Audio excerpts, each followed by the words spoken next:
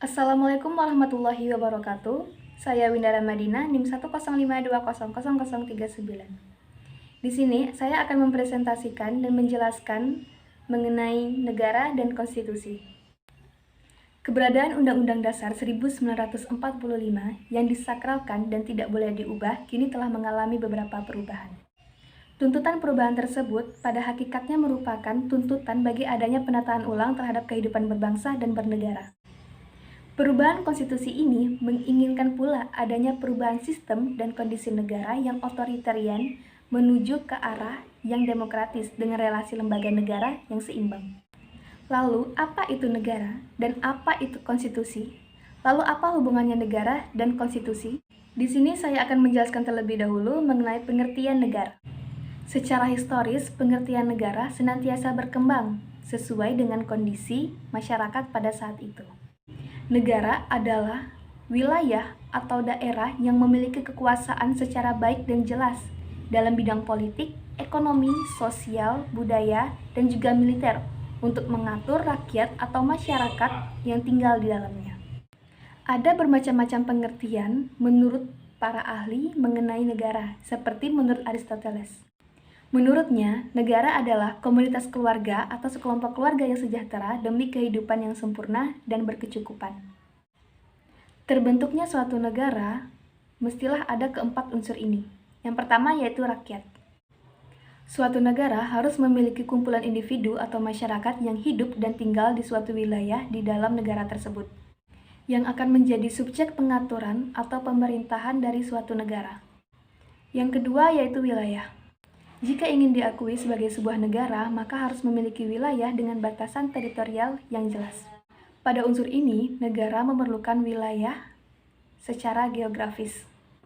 Artinya, wilayah yang mencakup bagian udara, daratan, serta perairan.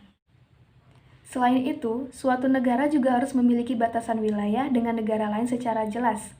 Dan ini ditentukan berdasarkan kesepakatan dalam perjanjian internasional maupun bilateral. Yang ketiga yaitu pemerintahan yang bilateral. Pemerintahan di sini dapat diartikan sebagai lembaga legislatif yang bertugas untuk membentuk undang-undang beserta jajarannya.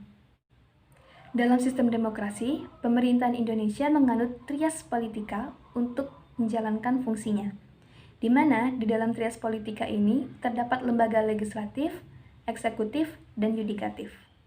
Dan unsur keempat atau unsur terakhir yaitu pengakuan dari negara lain.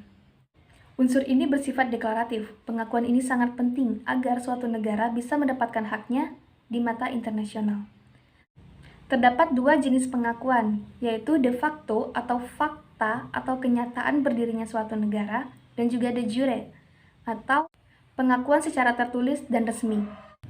Selanjutnya saya akan menjelaskan mengenai pengertian konstitusi. Menurut KBBI, konstitusi adalah segala ketentuan dan aturan tentang ketatanegaraan, undang-undang dasar, dan sebagainya. Menurut salah satu ahli yaitu Van Apeldoorn, ia menyatakan bahwa konstitusi adalah sesuatu yang memuat suatu peraturan secara tertulis dan tidak tertulis. Konstitusi bertujuan untuk membatasi kekuasaan penguasa agar tidak bertindak sewenang-wenang namun tanpa membatasi kekuasaannya.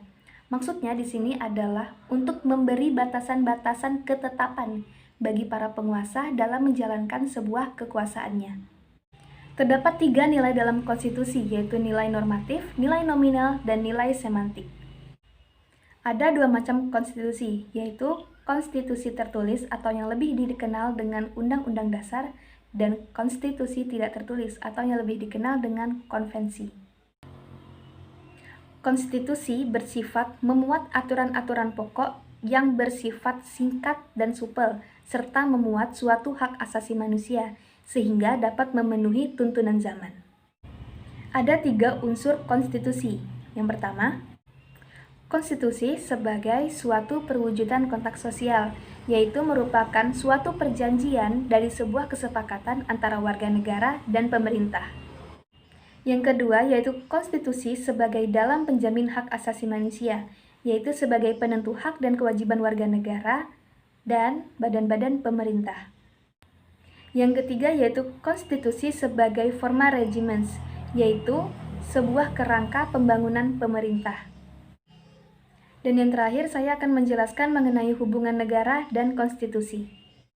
Hubungan antara dasar negara dan konstitusi dapat terlihat pada gagasan dasar, cita-cita, dan tujuan negara yang terdapat pada pembukaan Undang-Undang Dasar. Konstitusi tertulis dikenal sebagai Undang-Undang Dasar. Maka dari itu, Undang-Undang Dasar 1945 menjadi Konstitusi Negara Republik Indonesia. Dasar negara dan konstitusi mempunyai hubungan ketertarikan secara filosofis, yuridis, dan juga sosiologis.